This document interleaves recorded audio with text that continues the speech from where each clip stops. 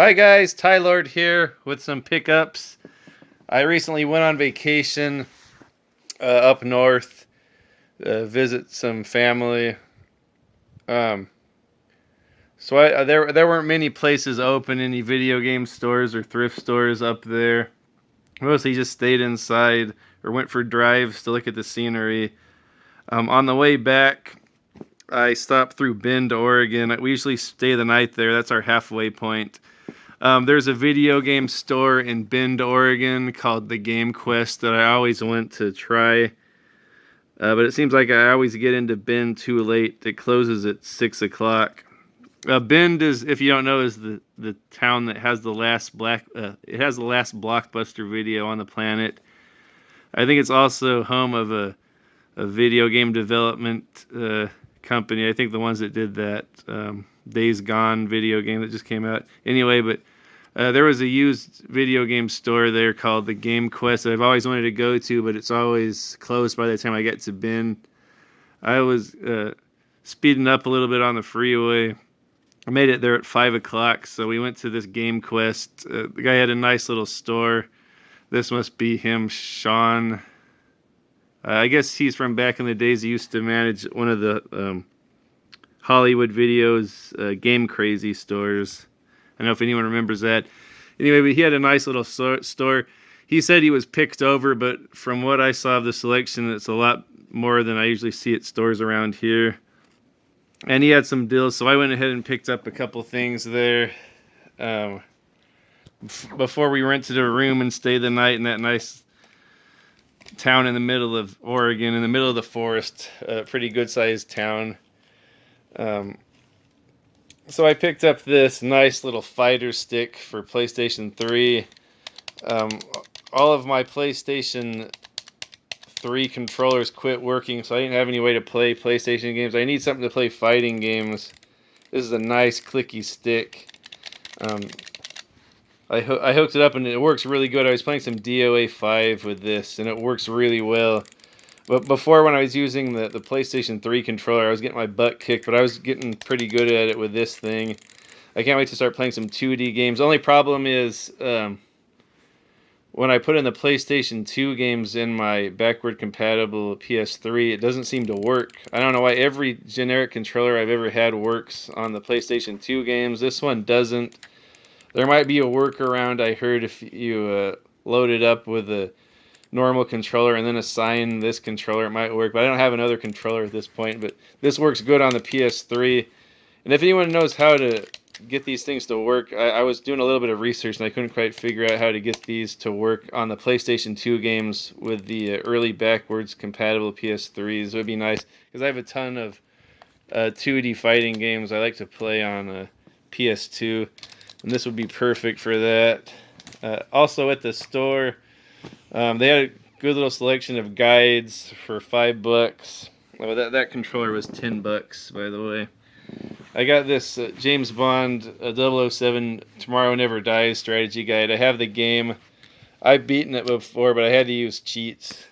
But here's a guide. I don't really know why you would need a guide for this type of game. Actually, it might make it a little bit easier. Look at this. It has a nice poster in there. I'm really tempted to take the poster out and hang it out, but it's still attached to the book. So I think manual or guides are starting to get a little sought after this day and age. So I thought that was a pretty good deal, $5. And I'm a big James Bond fan. I have most of the guides now. I think I have this, Nightfire, From Russia with Love, GoldenEye.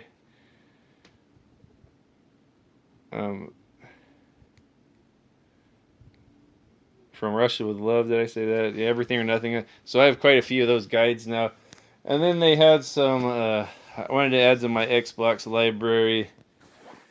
The guy had buy two, get one free for $5 games. So I picked up 3 $5 games. So I got these for $10, which is alright, I guess. Legacy of Kain, Defiance. I didn't have that one, and this one's complete. I'm still working on the first game, but it'll be nice to have that when I complete it. Mace Griffin Bounty Hunter. That's one I've always been interested in, but Back when it came out, I didn't really want to spend $50 on it, but I got it now for $5 or 3 for 10. So it looks like a sci-fi first-person shooter adventure game, so that should be fun. And then I hear this is kind of crappy, but I had to get it just because it's Bruce Lee. I don't know if it's a beat 'em up or a fighting game. Just a big fan of Bruce Lee movies. I always have been ever since I was like 6 years old.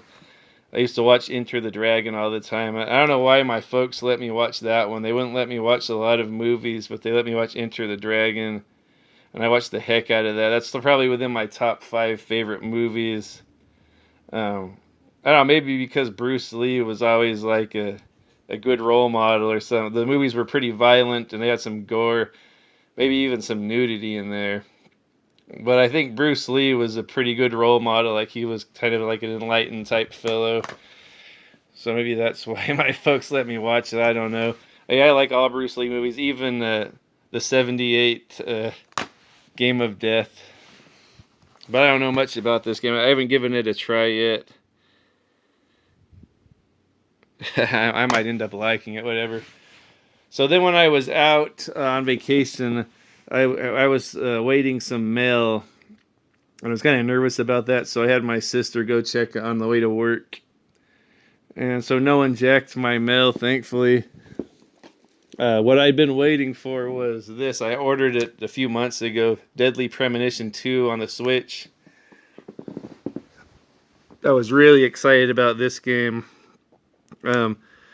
I never played the old one, but it always intrigued me until I recently, this year, I got the first one on Switch and I beat it, and it's like up there in my favorite games now. The first one, it has its issues, but I think overall the package of the story, it's just so weird and quirky. Sort of has a lot of variety of gameplay. I really like the first one a lot. So I beat that on Switch this year. So I had to order this because I wanted to have a physical copy of it. Deadly Premonition 2. A Blessing in Disguise. This one, man, I played this for like 3 hours and it was all dialogue, but it was really good. Like, I was really getting into the story. A lot of dialogue, detective work and whatnot. It's sort of the same premise as the first one. It's a murder mystery, kind of like in the vein of Twin Peaks, but this is set in New Orleans, so it has sort of like a southern style, maybe a little bit like supernatural, like voodoo style.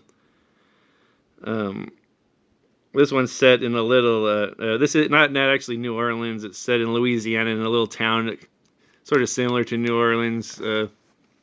Another little murder mystery. But man, I was really getting into the story. I haven't gotten to one action scene yet. I probably played it for about 3 hours. That might turn some people off. Just know what you're getting into when you play this.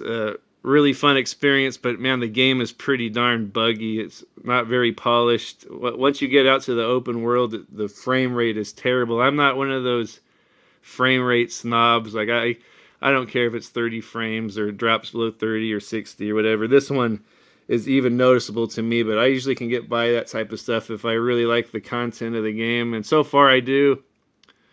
The graphics are pretty nice. I would say the first game runs a little bit better, but I don't know, maybe they'll patch this game.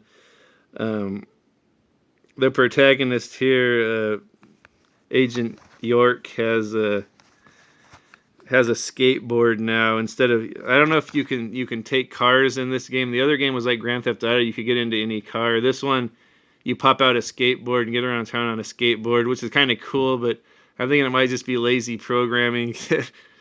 But anyway, it just makes the game kind of quirky. Like the character, that seems like something he would do, just teach himself to ride a skateboard. So now you can get around town fast in a skateboard. But I'm going to try to beat this before I can. It seems like it's a pretty time-consuming game, and the story is really good, and I like all the characters so far, just like the first one. So I would recommend this game if you can get by some buggy work. It's not like Shenmue. Like, a lot of people don't like Shenmue, but because they find it boring and tedious. But Shenmue actually like runs really well and is a well polished game. And this is not really, but it has some really good quality stuff in it. So I might give my opinion on it after I beat it. Some more opinions. And then my buddy Segalicious from the Virtua Brothers, he asked me if I wanted this, and I said heck yeah. So he sent me the Virtua Fighter anime first season, round 1 and round 2 of first season. I really like this. Segalicious is the one that turned me on to this show, and I watched it on Netflix. It's available on Tubi now. I was actually rewatching it again with my wife on Tubi. I think she was getting a kick out of it. This is like a great level of like campiness or cheese, but I think it's well made. Once again, I'm a Shenmue fan, so this kind of ties into the Shenmue universe loosely. So I kind of like Virtua Fighter. It strays away from the game, I know a lot, but I really like the story. Akira in this one's more like a cartoon character. He's more like a goofy character that he just eats all the time. He's kind of like a comic relief, but then when you make him tick, he puts on the headband and the gi, and he turns into like a superhero. Like there's a transformation going on. It kind of reminds me of He-Man or Voltron. Like every episode, he transforms into the Akira from the game. I just think it's a fun little old anime from the 90s. So got those. So thankfully, these were waiting for me on the kitchen table. My sister picked it up. The mail came. I wasn't expecting this one until later. It got here soon. Okay, and then I stopped at the Mad Monk's used music and movie store. They had 25-cent DVDs, so I had to add some to my collection. Chris Nolan's Inception. I'm not really a big Leonardo DiCaprio fan, but I like this movie. It kind of takes me back to Dreamscape with Dennis Quaid. I really like Dreamscape a lot. And this is kind of like in the same vein as Dreamscape. So 25 cents, can't beat that. A classic Shawshank Redemption I did not have. 25 cents. You can't beat that. Couldn't pass up Shawshank for 25 cents. Art of War with Wesley Snipes. A good thriller action. I remember my buddy and I saw this. I forget if we were in high school or middle or community college. So got that one. Didn't have that in the collection. And then I just got this old Dick Tracy, Nancy Drew video because of the case. I can use it for an Xbox game. Oh, you know what? Actually, I might even watch this with my wife. My wife's into the old Sherlock Holmes or Charlie Chan, the old black and white mystery movie. So maybe I'll watch this with my wife. But check it out. I can use this for my Mace Griffin. Wasn't in the proper colored case, so that worked out good. So 25 cents for some crappy case.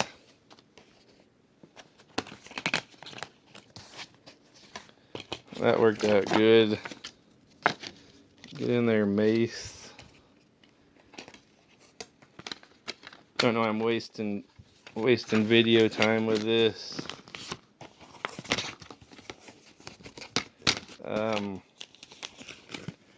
This place, Rasputin's, been there for a couple of years now. It's only open on Thursday through Sunday now with the COVID situation going on. You have to wear a mask to go in there, of course.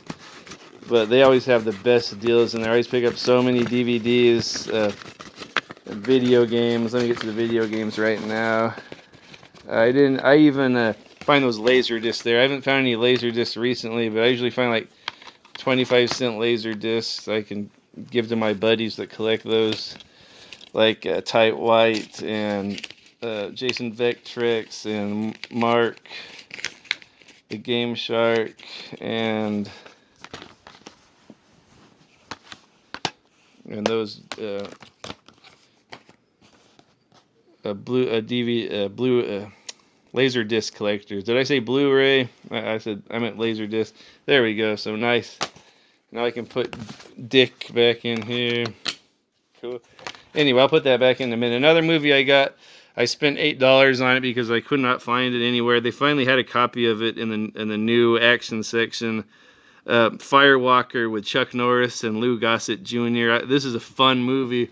This is probably my second favorite Chuck Norris movie after Silent Rage. Silent Rage is a good action horror movie. This is a good action buddy adventure movie. And it's unlike any Chuck Norris movie I've ever seen. This is more like an Indiana Jones type adventure movie. These two guys are adventurers. They're like buddies. Lou Gossett Jr. and Chuck Norris. And this is probably my favorite Chuck Norris role. Like, he's kind of a funny guy in this. It reminds me of more of something like Jackie Chan would play. He's a badass martial artist in this, but he's kind of silly guy. You never really see Chuck Norris like this. He's usually serious. This guy's kind of a goofy dude. And then the love interest in there is this gal that played in Flash Gordon. What's her name? I can't think of her name, but she played in Chuck Norris, or she played in the 1980s Flash Gordon.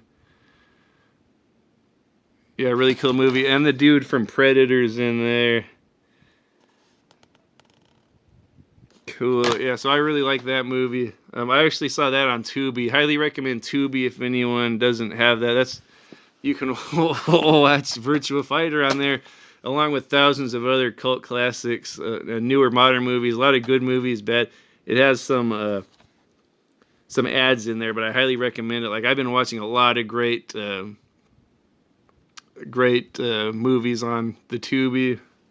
Okay, and then the last pickups here from Rasputin. I never seen Nintendo games, so I just had to get these.